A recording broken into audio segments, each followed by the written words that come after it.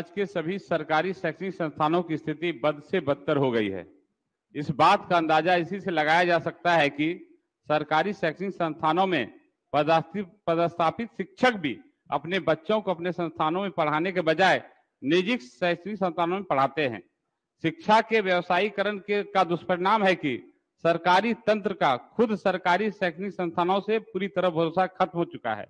राज्य की आम जनता में इसको लेकर आक्रोश एवं असंतोष है।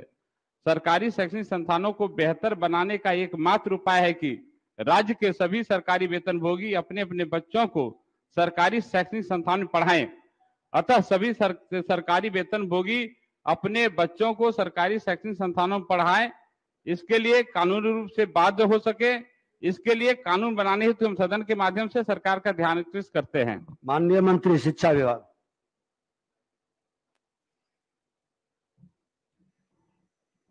महोदय, वस्तु स्थिति यह है कि राज्य संचालित शैक्षणिक संस्थानों में आम लोगों का विश्वास लगातार बरकरार है। राज्य संचालित शैक्षणिक संस्थानों में मैट्रिक एवं इंटरमीडिएट में नामांकित छात्रों एवं परीक्षा में सम्मिलित होने वाले परीक्षार्थियों की संख्या में लगातार और उत्तरोत्तर वृद्धि हो रही है।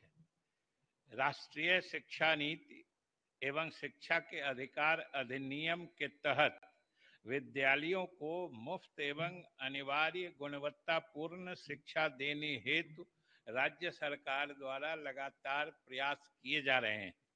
सरकारी वेतनभोगी कर्मी को अपने अपने बच्चों को सरकारी शैक्षणिक संस्थानों में पढ़ाने के लिए कानूनी रूप से बाध्य नहीं किया जा सकता है।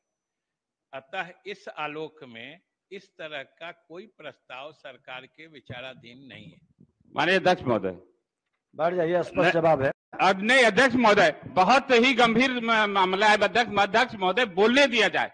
और यह देखिए अध्यक्ष महोदय, अब मैं कह रहा हूं कि कह रहे हैं माननीय मंत्री बताएं कि primary school, middle school, higher secondary, +2 school में 1% टीचर भी अपने बच्चों को वहां नहीं पढ़ाते हैं। क्यों नहीं पढ़ाते हैं? और अध्यक्ष महोदय, ये लोकतंत्र के नाम पर धब्बा है महोदय।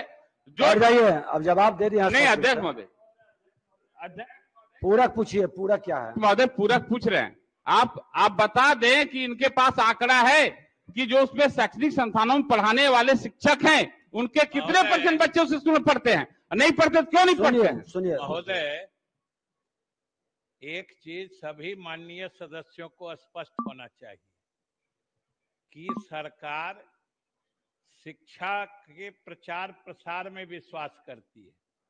सरकार के लिए कितने बच्चे पढ़ रहे हैं ये मायने रखता है, किनके बच्चे पढ़ रहे हैं। क्योंकि महोदय, इसी सदन में कभी कभी प्रश्न हम देखें उठता है कि IAS, IPS, मंत्री, विधायक, साधन संपन्न लोगों के बच्चे नहीं पढ़ते हैं सरकारी स्कूल में।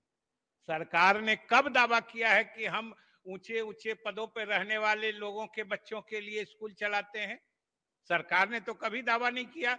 हमारे सरकार के सामने हमेशा गरीबों के बच्चों को पढ़ाने की प्राथमिकता है, जो गांव में रहते हैं, जो शहर में जाके पढ़ नहीं सकते हैं। और महोदय, जो साधन संपन्न हैं, जो बड़े अधिकारी हैं, जो काफी संसाधन रखने वाले लोग हैं, जो बाहर में पढ़ा सकते हैं, शहरों में पढ़ा सकते हैं, राजधानियों में पढ़ा सकते हैं, विदेशों में पढ़ा सकते हैं, उनके बच्चे हम सरकारी स्कूल में दाखिल करवा दें। महोदय, अभी आपने क्या कहा?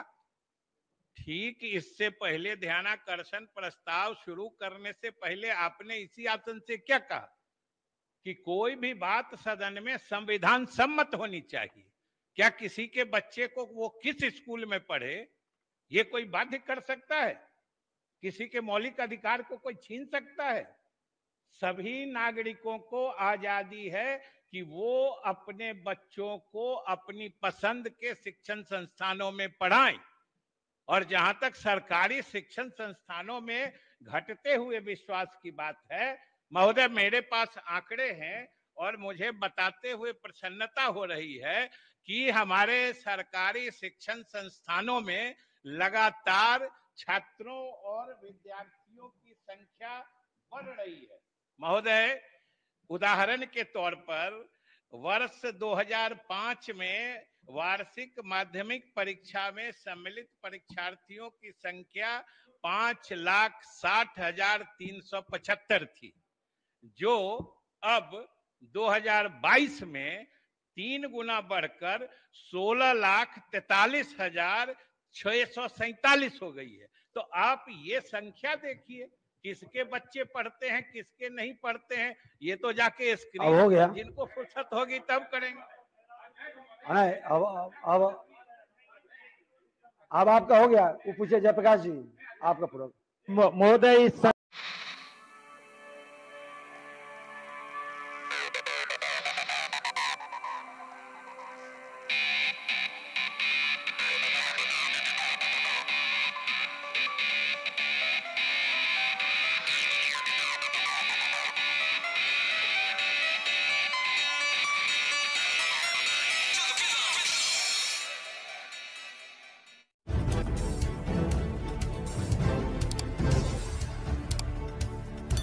सब्सक्राइब कीजिए हिंदी क्लब को, दबाइए इस बेल आइकॉन को ताकि हमारा वीडियो आपको मिले सबसे पहले।